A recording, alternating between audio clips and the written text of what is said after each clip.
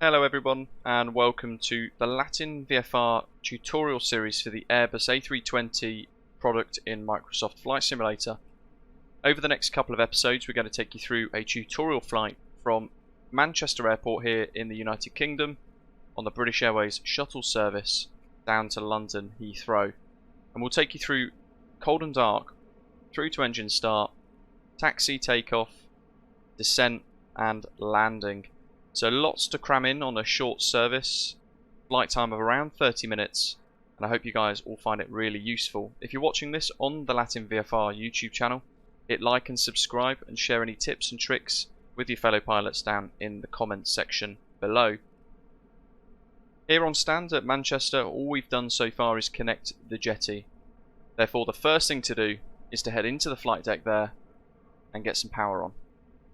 So as we enter the flight deck, we're greeted with all of the systems off. None of the screens active, no power to the aeroplane.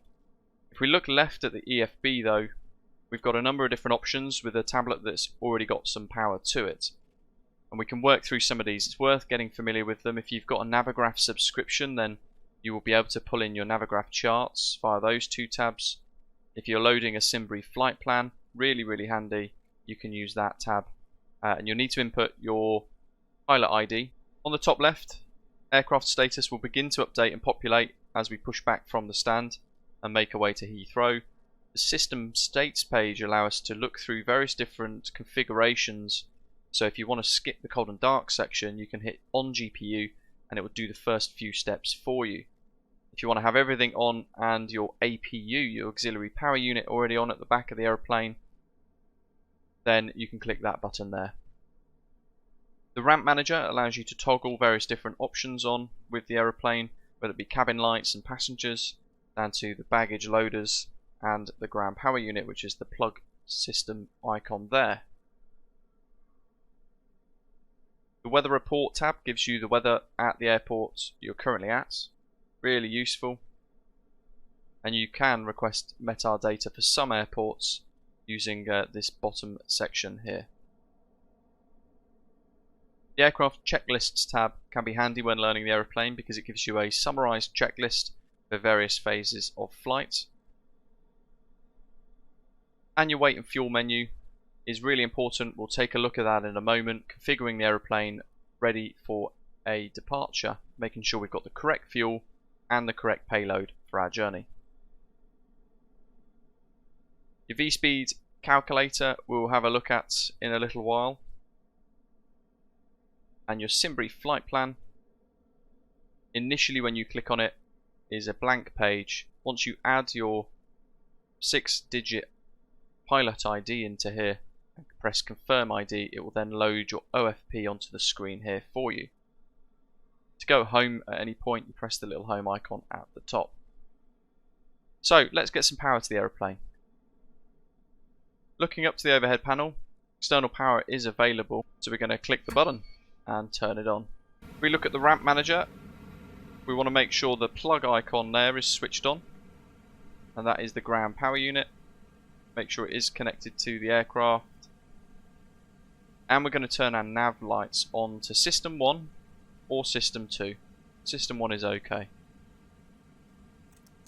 Batteries can come on. Gen 1 and 2 are shown faulting, that's okay. That's because the engines aren't on yet. And then we're going to turn our attention to the ADRS, that brain for the GPS of the aeroplane. And we're going to turn 1 to nav, 2 to nav, 3 to nav. Depending on the time of day, you might want to turn some of your cabin lights up. You have a number of different displays and dials for you to toggle those to your liking. Overhead lighting panel like so can be illuminated by toggling that switch. You can turn dome lights on to make the ambient lighting a lot brighter in the aeroplane. And then down on the pedestal you've got a couple of other options which are all off by default. You can turn the floodlights on for the main panel, which illuminate the panel here where your primary flight displays and your nav displays are. You can turn up your integrated panel lights, which illuminate all of the background lighting of all of the knobs and switches, the lower section of the flight deck. And you can turn a pedestal floodlight on as well to illuminate this section here where the throttles are. Really useful when you're flying at night, potentially.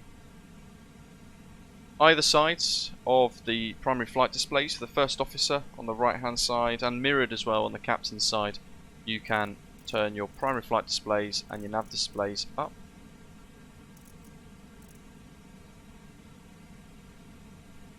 And you also have, just to the right of the captain's MCDU, some lighting switches for the upper and the lower central displays there.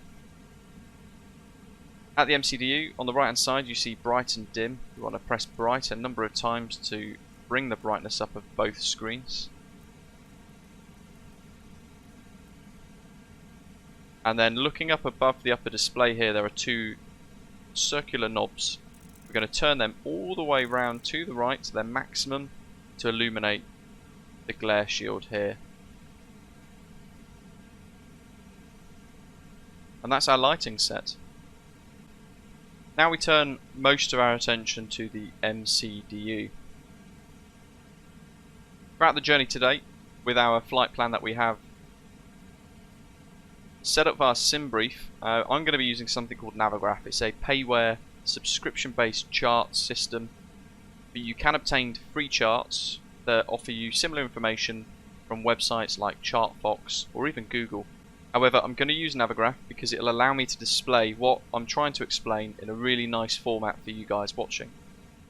For option 1, when planning your flights, using something like SimBrief, you'll go ahead and you'll complete the flight preparations, the planning for the route that you're going to be flying. In this case, for the tutorial, we're going to be flying the BA shuttle service from Manchester to London Heathrow again in the A320. So we've gone ahead and planned a valid route, cruising at flight level 190 back to Heathrow, and you can see our route down there on the flight plan route section as well. Now, to put this into the aeroplane, one of the two ways to do it, this is the easiest and the quickest option, is to press flight plan downloads at the top. It zips you down to the bottom, and then you find where it says FS 2020, and you have two options. There's no SID or star, and then there's FS 2020 on its own, which includes the procedures, the arrivals and the departures, the SIDs and the stars. So pick whichever one you want. They're both the .pln format, and you download it accordingly. Once you've downloaded it, then head to the folder that it's downloaded to, and you can place this .pln folder wherever you like. So if you have a flight plan folder that you like to put it all into, you can drag it into there. But remember where it's saved and the route path to it, because we're going to load it inside the world menu in the sim. While we're here though, a really important note. When you're in the aircraft, for the EFB, it will ask you for your pilot ID, and for that, you want to have a look on the left hand side menu and click Account Settings. Within Account Settings, that's where your pilot ID is. It's usually a 6-digit number, and you'll be able to then put that directly into the EFB. Once that's done, we're going to boot the sim. We're going to head to the world map, and then we're going to select whatever aircraft we're going to be operating today. In this case, we're going to use the A320 with the IAEs and the sharklets, and we've chosen the British Airways livery as well. If you want to at this point, you can go ahead and amend your call sign inside the customization tab, add your flight number, and I generally recommend just leaving the rest as it is, but personally I leave that all blank. Then we're going to head to the bottom menu, and we're going to select More, Load Save, Load from this PC, and then we're going to head to that folder that we've just discussed where our flight plan is selected. So we're going to then select it, press open, and allow it to load in. There it is. That's our flight plan route. Now, again, there's another important factor here to consider. If we zoom in at Heathrow for the arrival, the approach isn't selected, and that's because we could be using a number of different options. We've got arrivals Honolulu. That's okay. But then we need to make sure that we select the ILS. So it would be ILS 27 right for the arrival today. and then it adds it in like so. And this will then display inside your flight plan properly within the aeroplane. But that's looking all the way forwards to the arrival. We need to go to Manchester to look at our departure for today. So we're going to be using 23 right. If you're loading it via SimBrief, you'll notice it's going to spawn us at the runway. So with this in mind, we need to go and select an appropriate gate and set as departure. The world map zooms back out again, zoom back to Manchester, and then you'll notice that it's selected gate 43. And then we can load straight into the aeroplane by clicking fly. And all of this data for our flight plan route today will be in the MCDU when we power the aeroplane on. Option 2 then is doing it all manually. We're going to go to the init page. Within here we need to add our flight plan route. So we're going to go from or to Manchester, Echo Golf Charlie Charlie, using the 4-letter ICAO code for the airport, to London Heathrow, which is Echo Golf Lima Lima. Then we're going to press the top right button to insert it into the flight plan. I'm going to load this page, that's fine, press return. And then we can add in a little bit more data here, like our call sign.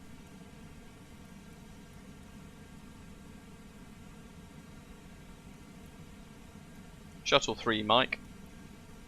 Cost index is how efficient you want the aeroplane to fly. Speed versus fuel economy. We're going to set 13 today. And our cruise for this route specifically is always flight level 190. Manchester to Heathrow. If we were flying the other way, it would be flight level 180. But if you're flying further afield, then your cruise will be a lot higher as well. From there, we're going to go to IRS inits and align on ref. Confirm align. And whilst we've been doing all of that, the IRS has now aligned itself. So we're going to continue. At this point, we're going to go to the EFB and press weights and fuels. What I'm going to need you to do is have a look at your SimBrief flight plan and look for two figures. We need to see the block fuel and your payload. Depending on if you're using pounds or kilograms, I'm using kilograms, we're going to insert these into the EFB. So as closely as possible. With block fuel, we want it to be higher than that figure, but as close to. And with payload, we want to be as close to it, maybe slightly just below. And that should give us a nice average. The closest we can get for fuel for this is 5224, and the payload that we mentioned, 16484, is actually over the 100% that LVFR has configured inside the aeroplane. But that's fine. That's as high as we can go. We're then going to have a little look back at SimBrief to compare the GW and MTOW figures in that EFB. So ETOW is our estimated takeoff weight in our flight plan on SimBrief. That says 64.8 tons. Our gross weight on the aeroplane is set to 64,119 kilograms. So that is about 600-700 kilograms lower than the estimated takeoff weight on SimBrief, which is good. It means we're slightly lighter than what we'd planned initially. And with that in mind, we're going to press the home button and we're going to look back at the MCDU. Press flight plan. And now we need to insert our route. So we're going to press the top left button from EGCC and we're going to select next waypoint. On our flight plan it was Samba, because we're going to be flying the Samba 1 Romeo departure out of Manchester, which has a transition of Samba onto an airway. So we're going to click Samba, next waypoint, then we're going to click the left button alongside Samba and we're going to press Airways. We want the November 859 airway to Honolulu, which is HON, as per our flight plan.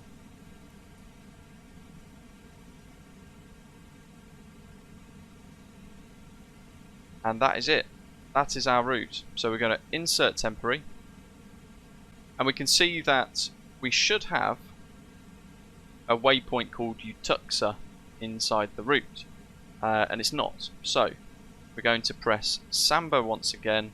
And we're going to add next waypoint UTUXA. We've got to make sure we spell all these really carefully. Make sure they're correct. And we'll add next waypoint. And then we can see Samba, Tuxa, then Honolulu, and it's linked to the two, the November 859 airway, like so. We can insert that. Now we're going to look at the departure. So we know we're going to take off on runway 23 right, and we need that Samba 1 Romeo departure. So from EGCC, top left button, departure, 23 right for the runway. And we're going to press the up button to scroll through the list. The Samba 1 Romeo. Press the button. And it loads in at the top. SID, Samba 1 Romeo, insert. And you can see it's populated there. Now because this is a really short route, we also want to put in our arrival into London Heathrow, which we know currently with the weather is on runway 27 right.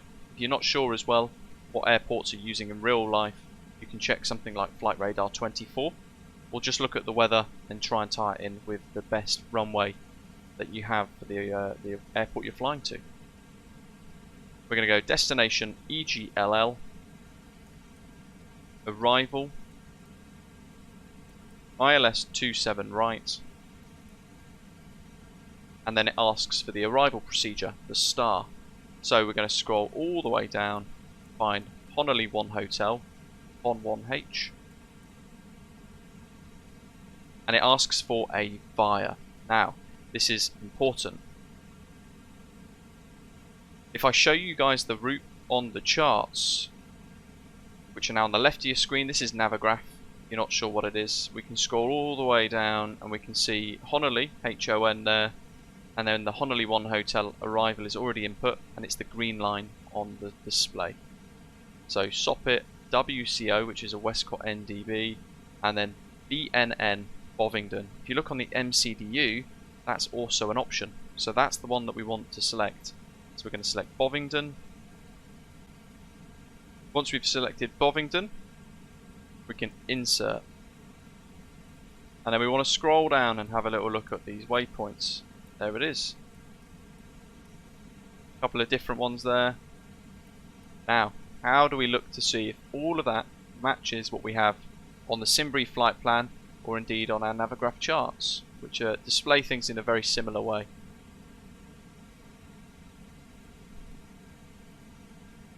All you want to do is zoom out a little bit, and on the upper left EFIS you've got LSVOR, nav, arc and plan.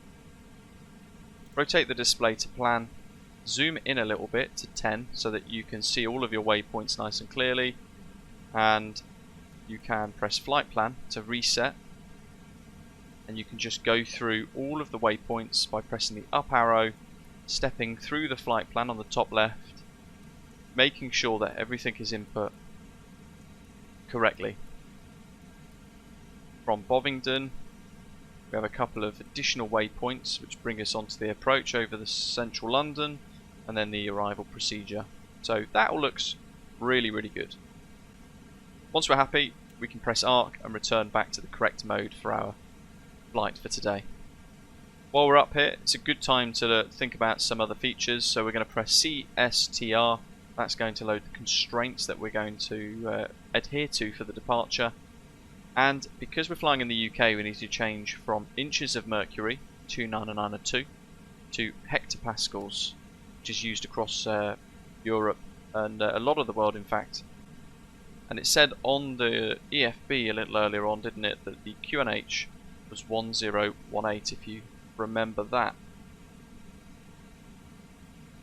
So we're just going to scroll the dial all the way around until it says 1018. And then we can pop the flight directors on.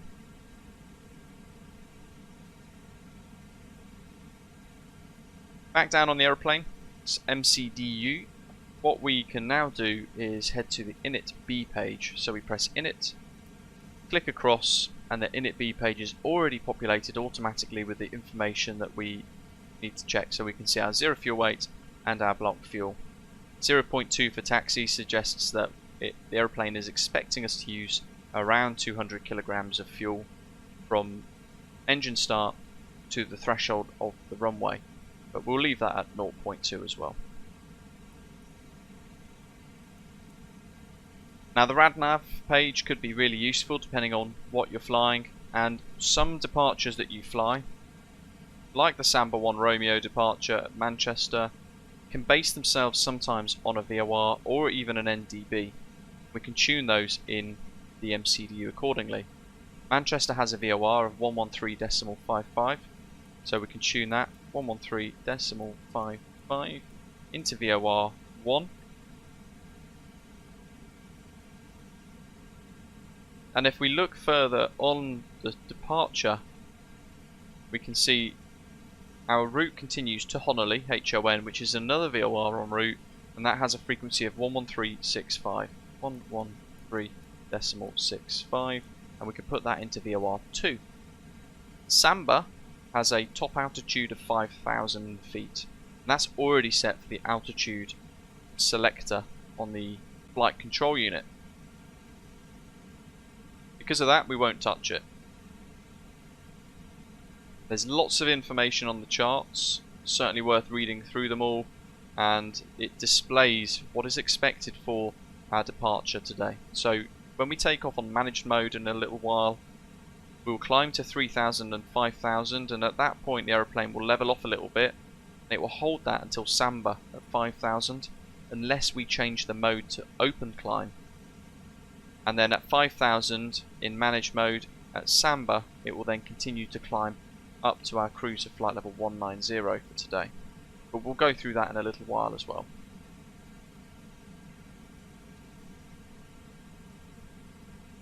Because we've already added in the arrival into Heathrow, the ILS is set and the frequency is set and the course is set.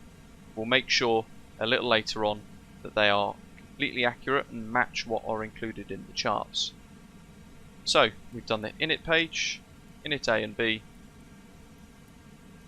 We've configured the flight plan for our short journey to Heathrow today, all the way through to the arrival procedure.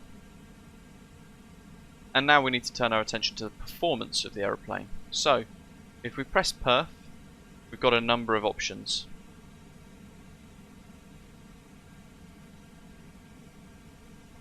You can use the EFB if you want to calculate your various modes by typing in temperature, choosing your flap settings, runway length, pressure, and so on. But if you just click on the buttons, it automatically calculates it for you. There are a couple of other options that we need to consider though. Transition altitude at Manchester, again that's information that's on the charts for the departure. On the top left up there, transition altitude 5,000. We're going to leave that as it is. But we have another option for thrust red Accel. What we want to do is look for the airport elevation of the departure airport today, Manchester, and that elevation is 257 feet on the charts. Boeing aircraft automatically will show you this figure based on height above ground level.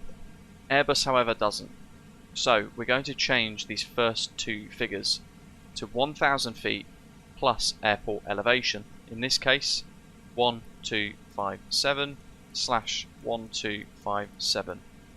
And that means that when we take off and we get to 1,000 foot above the ground, the aeroplane's nose is going to come down a little bit and it will begin to accelerate, but the thrust will be reduced as well. So it's effectively adhering to a noise abatement procedure.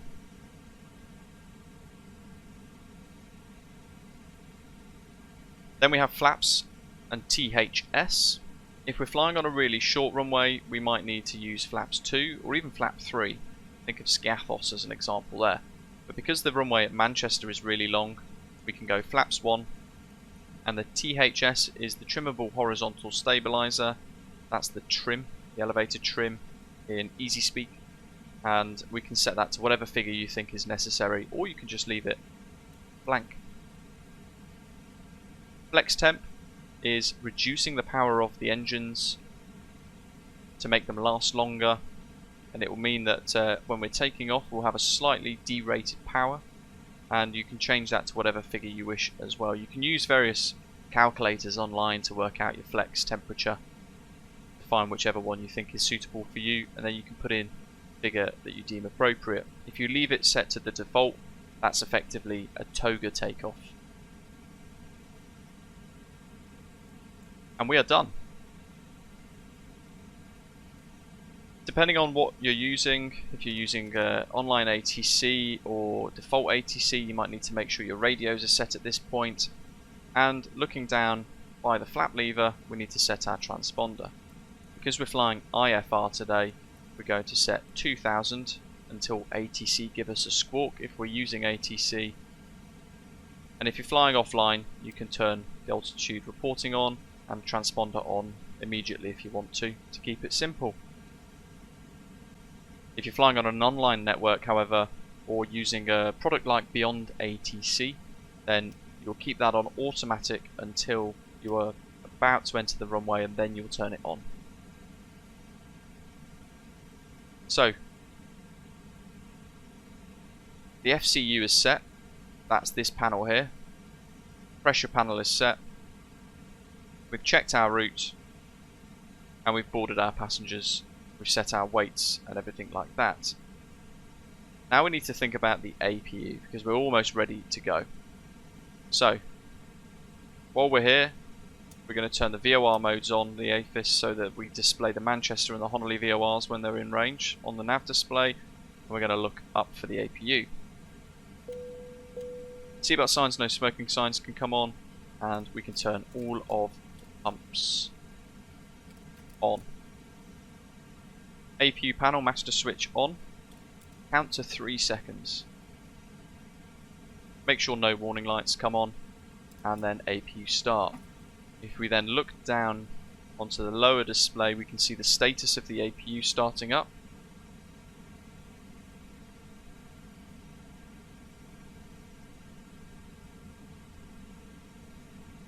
And when it's ready, APU gen will show power generating, and then we'll see a text saying avail on the display as well. There it is. So that means we can look up and press APU bleed on.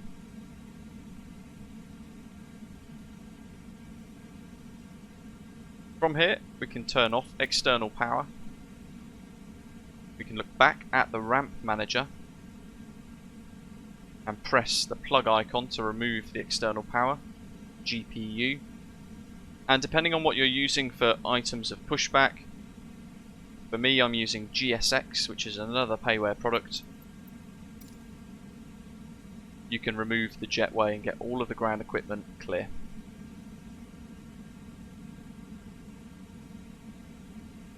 If you're going to push back with default pushback, it's Control P I think it is, or Shift P. But you might also be using something like toolbar pushback, or indeed GSX Pro for Microsoft Flight Simulator. Whatever it is that you're using, it's now time to connect the tug. And that concludes episode 1 in the LVFR A320 tutorial series. Join us for the next episode, where we'll continue where we left off as we push back for our flight to London Heathrow. I hope you found episode 1 really useful. Don't forget to hit like and subscribe, and share any thoughts in the comments below. Thanks for watching. I'll see you on the other side.